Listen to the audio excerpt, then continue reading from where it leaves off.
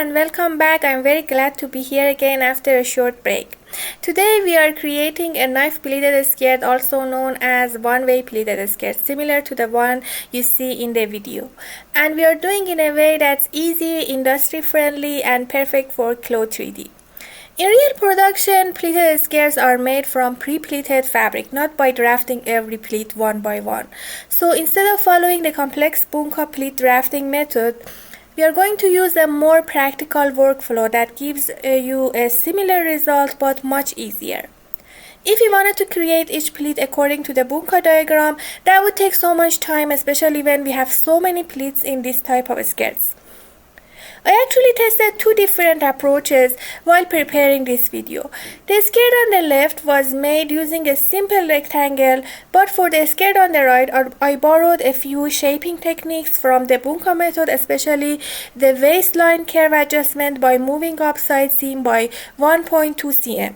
And it created a noticeably better balance. So in today's tutorial, we combine the simplicity of the industry method with the balance improvement from the Bunka. Before we start drafting the full skirt, let me show you a tiny demo of how a knife pleat works. Here I have created a small rectangle and put 3 pleats under it. If I press simulate, you see how the pleats are. This is the knife pleat, and as you see, each pleat has 3 segments and it's created by internal lines in a rectangle piece. Let me show you how the angles of these internal lines are. If you open the object browser, before I have given angle to each of these lines and click on each internal line in the property editor, you see the first internal line angle is 0. The second is 30-60, which is exactly opposite, and the third one is 180. That's important because you see the first and the second line are folded completely, but the third line is totally flat.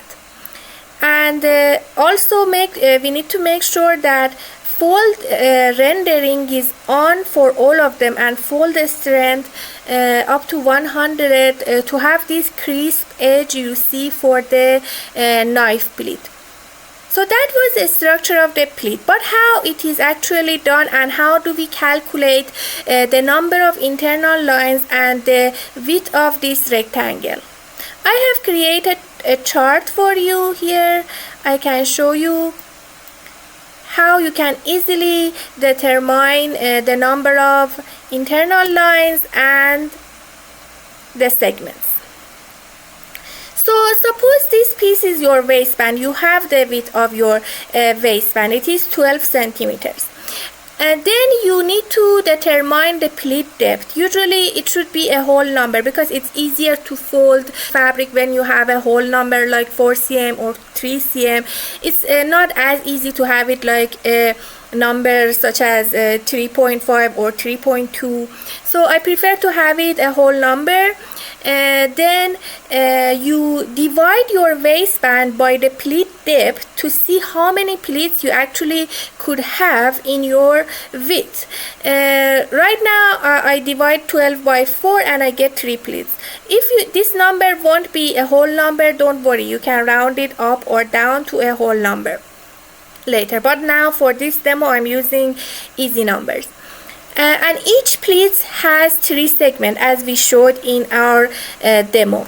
So 3 multiplied by 3 it gives us 9 segments. We need 9 segments, and each segment again has 4 cm because 4 cm was the depth of our pleat. Each segment is 4 cm. So 9 multiplied by 4 gives us 36 centimeters, which is the total width of our skirt or the rectangle we wanna make the pleats on. And the rest is easy to create. 9 segments on our rectangle. We need 8 internal lines, just minus 1, and gives you the number of internal lines. So let's practice creating these together. Start by creating a rectangle with width of 12 and height of 3 cm. 3 cm could be the height of your waistband. Then for the other rectangle, you create another one. This time the width you calculated here 36 centimeters, and the height would be your skirt length. Here I just choose 10 centimeters. And then you can create the internal lines by hold shift, and with edit pattern tool click on the end lines, select both of them, then right click and distribute internal lines, and here choose 8 to create 9 segments. So now that you created your internal line, make sure you select all of them, right click and extend and trim to pattern outline. This is very important because you need to create segment on your pattern outlines. And also, while you have them selected, you can go here on the property editor and check the fold rendering on. And also the strength, you put it 100. Don't change the fold angle now, you can do it with the pleat tool. Just press enter and go to the pleat fold tool. Click on the left side of the rectangle and then go to the other side of your rectangle to make sure you have chosen all of your internal lines. Double click and then this box will appear. Now you can choose your kind of pleat that you wanna apply. I'm going to choose knife pleat, but you see the number of internal line per pleat here is mentioned 2. You remember we said we need 3 segments. So make sure you are choosing 3 here and just press OK. It does the angle distribution as we said. You can check it yourself here. Click on the first line. You see fold angle is 0. Second line is 360. And last line is 180. So this is done and you can do the simulation. I always freeze the waistband so that it doesn't move, and then you can strengthen the piece. Always strengthen the skirt panel that you want to make pleat because it is getting folded. Then with the pleat sewing tool, start sewing bottom edge of your waistband to upper edge of your skirt. As you see, all parts are sewn. Now if you press simulate,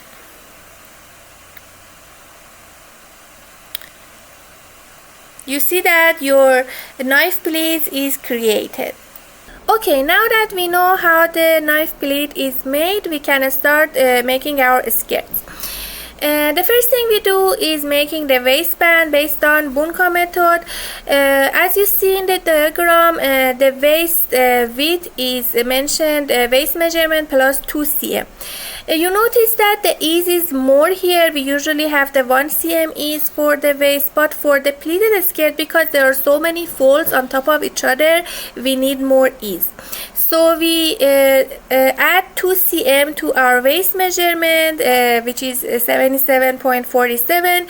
We get the number 79.47. So that would be the width of our waistband. And for the height, for now I choose 3. I may increase it later. And then we need to mark our side seam, center front, center back accurately on the waistband. So you see in the diagram there is also extension, but I am not going to put extension. I'm just using the waistband plus 2 cm as the width of my waistband. Then I want to mark the back waistband from side seam to center back. I need to divide the waist measurement by 4. And then the waist measurement plus the is divided by 4 and then minus 2. It gives me the number 17.86. And the first point will be our center back point, Actually, the first edge would be our left side seam. The second point will be center back. The next point will be right side seam. And then we can divide the rest of the line by 2 because half of it will show the center front line. But if we want to use the formula, again we can divide the waist plus 2 by 4 and then add 2 centimeters to it. It gives us the number 21.88. On each side we can put the notch on all of these points and mark our center front line as well. Okay, now that our waistband is ready, we can start making the rectangle piece for a skirt. Okay, I've created similar chart for our front waistband. As you see, the front waistband length is 43.75 on both sides, of course, and the pleat depth I consider 4 cm. I divide the waistband measurement by 4, which gives me the number 10.94, which is not a whole number, so I round it up to 11. And then as we mentioned, each pleat needs 3 segments and each segment is 4 cm, so 11 multiplied by 3 multiplied by 4 gives us the 132 as the width of our rectangle, and for the height I chosen 45 cm for my skirt length. So now the adjustment I want to do based on Bunka method is that I want to move the side seam up by 1.2 to 1.5 centimeters. But it's better to do it on half piece because this is the whole front piece, and as you know it's symmetrical, so that's why I'm dividing my rectangle in half so that I don't have to move both side seam up and do it only once. I mark my center front line, then I pick my side seam point and move it up by 1.5 centimeters. The book has recommended 1.2, but I noticed because my body has bigger hips, 1.5 is a better number. So I move up the side seam by 1.5. Then with the smooth curvature tool I adjust my waist line to have a curve. Okay, after I did the adjustment on the waistline, I just right click on my center front line and unfold my pattern. And just make sure you remove those extra points at center of your waistline and hemline, but keep the curve at waist. This piece now is our whole front panel. We can distribute the internal line right now with the same method we did in the demo. We need to add 32 internal line in order to get 33 segments from the rectangle. And while internal lines are selected, make sure you are checking the fold rendering on for all of them. And then you pick the pleat fold tool and click on the left side and right side. When you reach the right side, double click, the box will appear, and then you choose the knife pleat with 3 segments. I'm just checking the angles to make sure they're correct, and they are. We just forgot to extend the internal line to the pattern and add a point, and you see why this is creating the problem. When we want to sew the waistband to the skirt, it's not working. The pleat sewing tool is not working, and the reason is that we have not extended and created segments on pattern outline. So now you can fix it by simply picking all the internal lines, right click and extend and add point to pattern outline. Now we can start sewing the front and waistband on our avatar. What I do, I first sew the waistband, I freeze the skirt, and I even remove the sewing for now because I want to focus on fixing the waistband first. Bring the arrangement point and put the waist in the correct position. Sew the ends of the skirt together. And here I'm just deleting my pleat seams. So waistband is sewn but it's falling off. The reason is that upper edge is not elasticated. Always make sure your upper edge of waistband is elasticated. On property editor, go to the elastic segment, turn it on with 100% ratio, and also change the particle distance to 5 and add the bonding to your waistband for more stable appearance. I'm adding 1 cm to height of my waistband because it seems a bit narrow to me. Just make sure the side seam is in correct position, and then I would freeze the waistband before sewing the skirt to it.